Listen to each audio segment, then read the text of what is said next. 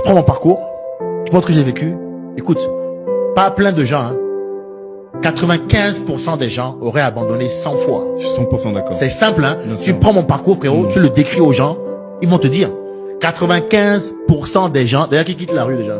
Commence par ça. Qui quitte la rue pour faire ce que je fais là? Personne. Et une fois que je fais ça, qui subit un choc traumatique comme j'ai subi là et qui continue quand même.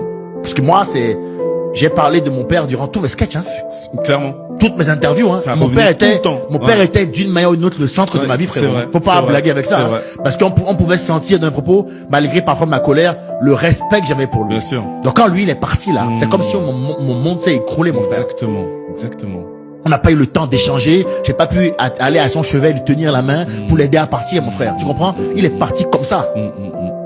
Donc ça, c'était quelque chose que, c'est-à-dire que ça m'a, tu vois, je t'en parle maintenant, ça m'a fumé, gros. Clairement. Je dis la vérité. Clairement. Ça m'a foutu en l'air. Mais je me suis dit, hey, Get un up, pas, hein. Get up. Fais un pas, tu te focuses sur ce pas-là.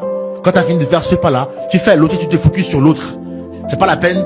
En fait, quand on est dans le dur, ce qui fait qu'on s'effondre, c'est quand on veut essayer de voir the whole picture. C'est-à-dire que tout le truc qui va arriver. Non.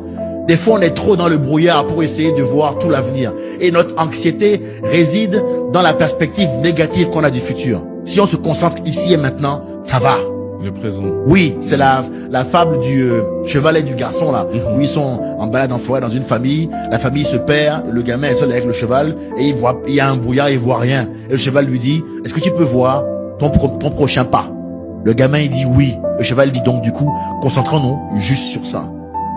C'est une histoire à garder dans la vie. Quand c'est dur pour vous, concentrez-vous juste sur le truc que vous avez à faire dans 5 minutes. Le pas d'après. Pas dans 3 jours. Non. Oublie ça. Ce que tu as à faire dans 5 minutes là, mon frère, gère ça. Et après, tu gères ce que tu as à faire dans 10 minutes.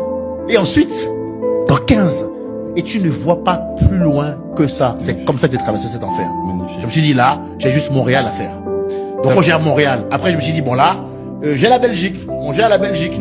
J'ai fait comme ça jusqu'à Montpellier. Et arrivé à la fin, j'ai des vidéos de moi à Montpellier où je m'effondre complètement. Parce que j'ai pas lâché une larme tout le long. Parce que je me suis dit, si je laisse aller cette émotion-là, tu n'irais pas au bout. Donc quand on dit que c'est fini, quand tout le monde s'est levé et tout, les gens étaient émus, hein. Je voyais le public pleurer pour moi. Tout le monde sait. Bien sûr. Ils disent, ce monsieur-là, il a perdu son pays, il joue pour nous quand même. De ouf. Et ils m'ont rendu ça.